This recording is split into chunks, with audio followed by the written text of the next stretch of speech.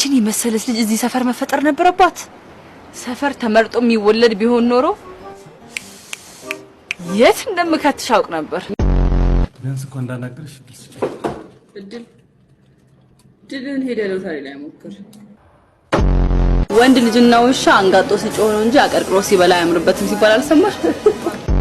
ነው ቤብ እዩዋኘው ነበር በፉካ ለምን ባረሻቂም ሳሎኝ ምን አገባ? ይሄ አባትሽ መሬት መሰለሽ እንዴ? ካፌ ሄደሽ ለመገተር ነው? ደግሞ የወንድ ልጅ ጦር እንጂ ጦር አለው እንዴ?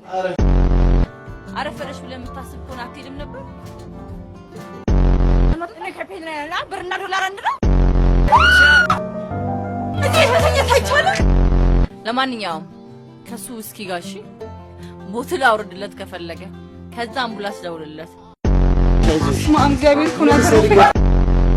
ኧረ ቱሩዬ መንገድ